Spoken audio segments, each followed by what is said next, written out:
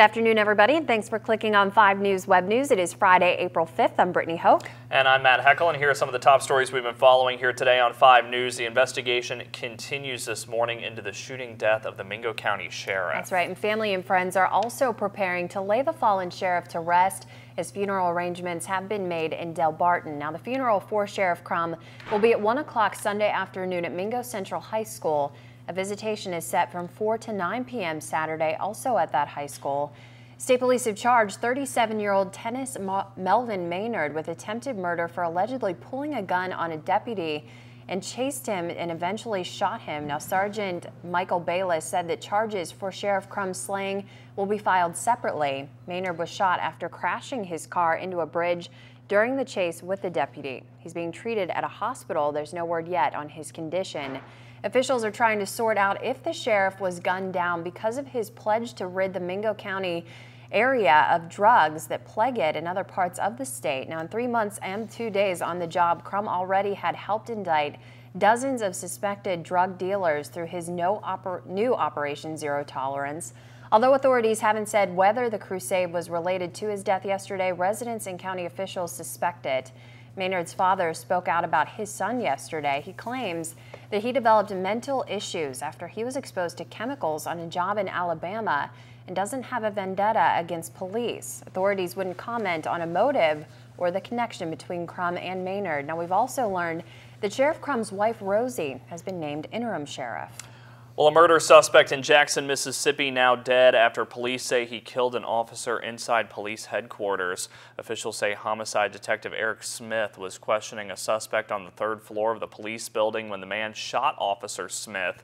Other officers rushed to the interview room and found both Smith and a suspect dead, but police have not said how the suspect was killed. And a minor was flown to the hospital after an accident in Taylor County yesterday. Officials from the Taylor County Emergency Squad were sent to the Arch Coal Lear mine at around 7:30 yesterday morning. That mine is right outside of Grafton. WAJR is reporting that a minor was knocked into a roof by a bolting machine. It looks like that man didn't sustain any broken bones and his injuries weren't that bad.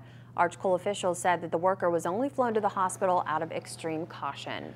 Well, police arrested a man they say robbed a woman and broke her jaw after giving her a ride to the store. That happened a month ago at the Dairy Mart on Willie Street. Police told us James Chappelle Jr. gave a woman a ride to the store. Now, apparently she tried to give him $10 for the ride, but instead he took the rest of the cash she had. Investigators say she tried to get the money back, but that's when he punched her in the face.